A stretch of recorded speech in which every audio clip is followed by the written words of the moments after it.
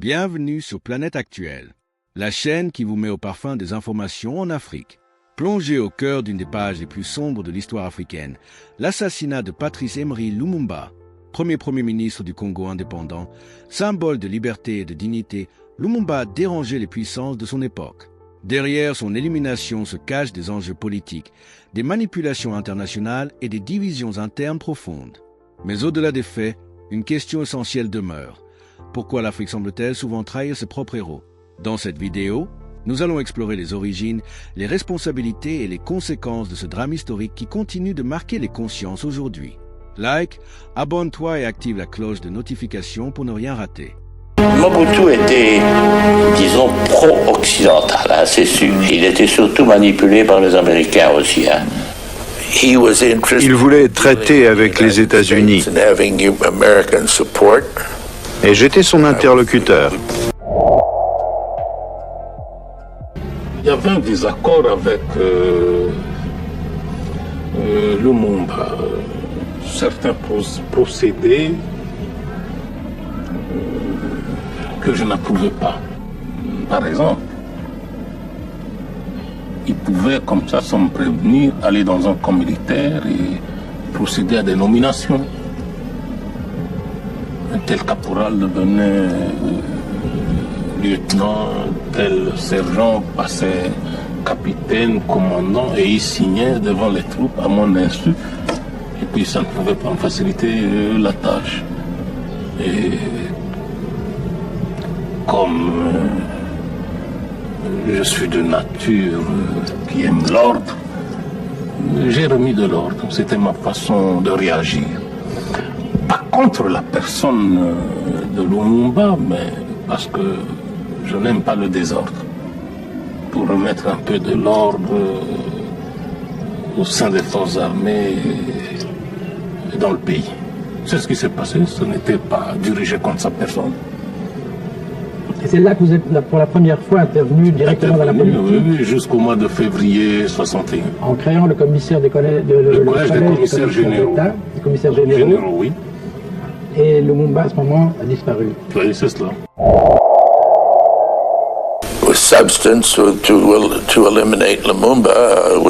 La substance prévue pour éliminer Lumumba était du dentifrice empoisonné, qui devait déclencher une maladie qui ressemble à la polio.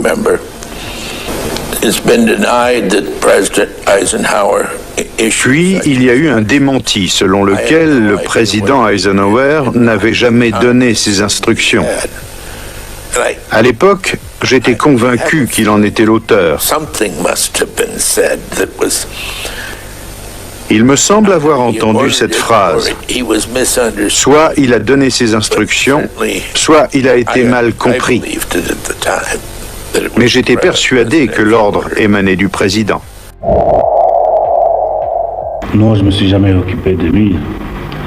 Quelles peuvent être, à votre avis, les répercussions au Congo et singulièrement au Katanga à l'annonce de la mort de Patrice Lumumba?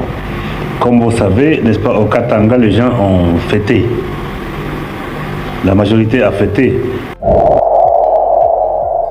Avant d'entrer dans le vif du sujet, j'aimerais soulever une réflexion à laquelle je vous invite s'il vous plaît à participer activement. À travers de nombreux témoignages et lectures, il devient évident que les assassinats des leaders africains authentiques sont orchestrés par des forces occidentales. Cependant, ce que je souhaite souligner aujourd'hui, c'est que dans la grande majorité des cas, ces assassinats sont toujours exécutés par les Africains eux-mêmes. Pourquoi est-il si facile de retourner les Africains les uns contre les autres? Il y a plusieurs vidéos en préparation qui révèlent amèrement que cette tragédie se répète encore et encore. L'histoire apprend à l'Africain que l'Africain n'apprend rien de l'histoire. Les véritables libérateurs ou alors ceux qui tentent simplement d'améliorer les choses deviennent systématiquement les cibles de coups d'État et d'assassinats perpétrés par d'autres Africains. Pourquoi? Pourquoi les guerres civiles, les sécessions et le terrorisme dans certaines régions sont-ils toujours alimentés par des confrontations entre Africains? Oui, ces conflits sont financés par des intérêts extérieurs, mais sur le terrain, pourquoi voit-on toujours des Noirs s'opposer à d'autres Noirs? Nous ne semblons pas tirer les leçons de nos erreurs passées. Les enjeux restent les mêmes et l'histoire se répète toujours. J'aimerais sincèrement connaître vos points de vue diversifiés sur ce sujet. Merci. Cela dit, passons maintenant à l'histoire du jour.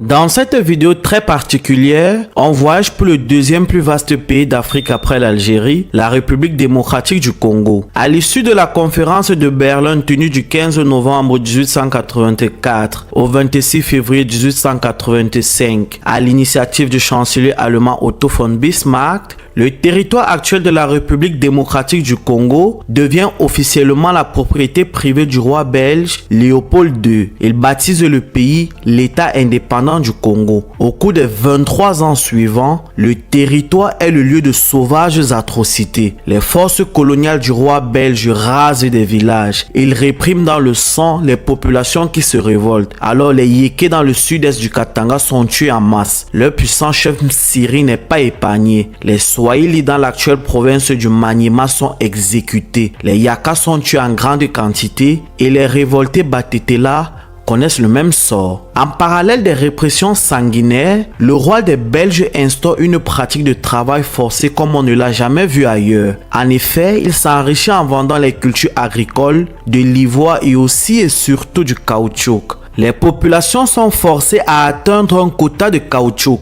Dans les zones où les quotas ne sont pas atteints, les enfants sont tués. Les femmes sont sauvagement violées pour terroriser les hommes et les pousser à travailler davantage. Le roi belge forme alors une armée coloniale qui porte le nom de force publique, avec des officiers et sous-officiers blancs et des soldats noirs recrutés au Congo et dans d'autres colonies d'Afrique. Afin d'éviter que les soldats noirs ne se révoltent contre leur maître blanc, les colons exigent alors qu'ils justifient chaque cartouche utilisée en présentant la main droite de la personne tuée. Et comme certains soldats ont été recrutés par force, le commissaire leur promet alors que ceux qui apportent beaucoup de mains feront moins d'années de service. Ces consignes et promesses conduisent à de nombreuses tortures et mutilations. Les officiers et sous-officiers blancs prennent les fusils des soldats noirs pour faire du braconnage et exigent que les soldats noirs ramènent des mains au commissaire pour justifier les cartouches manquantes. Ainsi, de nombreux Congolais à travers tout le territoire se voient couper les mains et les pieds. Sans recevoir de soins après l'amputation, beaucoup en meurent. Les personnes jugées lentes ou paresseuses dans l'extraction du latex sont convoquées par les officiers blancs qui coupent alors froidement leurs mains.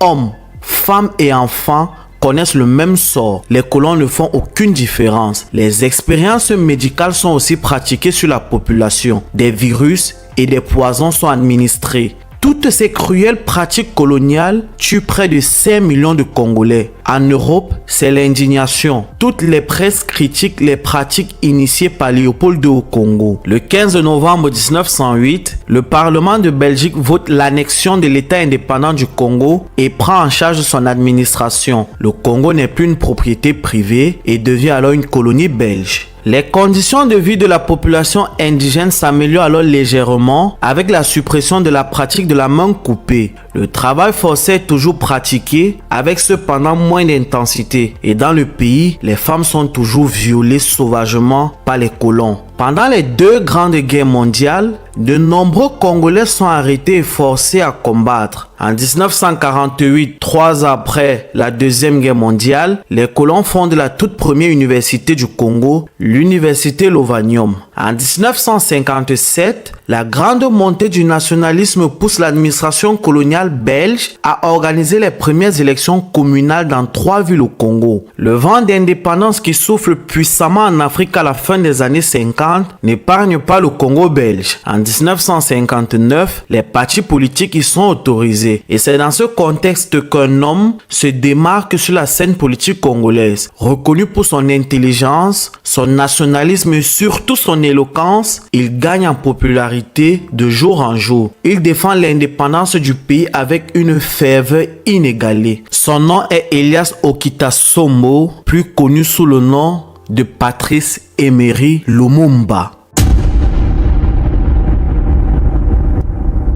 Elias Okitasombo naît le 2 juillet 1925 dans une famille d'ethnie Tetela à Onaloa dans le Congo belge. Il commence son parcours scolaire dans une école missionnaire catholique et se fait baptiser par la volonté de son père. Il décide en 1943 de partir en ville pour tenter sa chance. Il change alors de nom et devient Patrice Emery Lumumba. Arrivé en ville, il travaille comme employé de bureau dans une société minière de la province du Sud Kivu jusqu'en 1945. Il découvre en travaillant pour la société minière que les matières premières de son pays jouent un rôle capital dans l'économie mondiale, mais aussi que les sociétés multinationales exploitent de façon inhumaine les Congolais sur leur propre terre. Il a très mal et veut dénoncer toutes ces pratiques cruelles. Il décide alors de travailler comme journaliste à Léopoldville, actuel Kinshasa, puis à Stanleyville, actuel Kisangani. Pendant cette période, il rédige dans divers journaux et fait des critiques très pointues au pouvoir colonial. Il devient alors victime de plusieurs injustices de colons belges. Plus tard, il quitte Stanleyville, revient à Léopoldville et intègre la poste comme employé de seconde classe. Bien que postier, il continue à dénoncer toutes les injustices dont sont victimes les Congolais. En septembre 1954, il reçoit sa carte d'immatriculé, distribuée par l'administration